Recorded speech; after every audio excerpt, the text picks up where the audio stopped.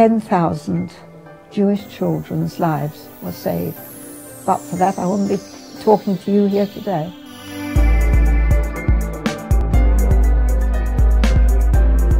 There was absolutely no hatred that I can remember before the Nazis came in. What did you know about Hitler and the Nazis? I knew that he was bad news for Jewish people. We were in for a hard time when the Germans invaded Austria. And there was an episode called Kristallnacht when a Jewish student shot a German diplomat in Paris.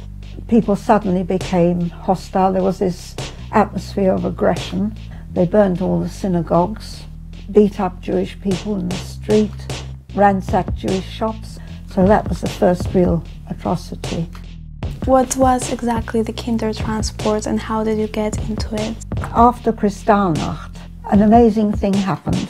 We had a GP and he told my parents that he'd heard of a couple in England who were willing to foster a child and would they let me go on this Kindertransport. And so my parents said yes. They had very little choice. They couldn't get out, so at least they thought I should be able to get to safety. We were put onto a train. It was a very long journey. We started out on the evening of the 20th of June and I didn't arrive in England until the 22nd. And in this way, 10,000 Jewish children's lives were saved.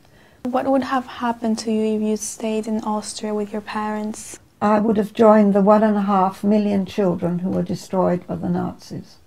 Some were shot into ditches, whole families, and then we devised these gas chambers where they herded people into a big room and dropped poison gas through a chimney, and that way several million Jewish men, women and children were murdered.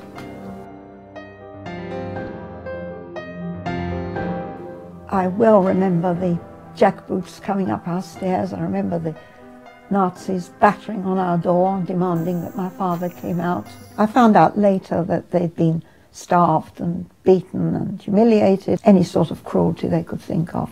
Many, many years later, I found out that my father had been killed in a concentration camp. Did you ever think of going back to Austria? I viewed Austria with total horror. I thought, well, maybe I should go back just to see whether it was real. And some of it was like a bad dream. There I was, in the place where I lived. The only thing that was missing were the people. It was a very harrowing, very painful trip. What do you think, Martha, that is the most important thing for younger generations to know about the Holocaust? The innocent people deserve to be remembered who did no wrong and were killed in this brutal and horrific manner.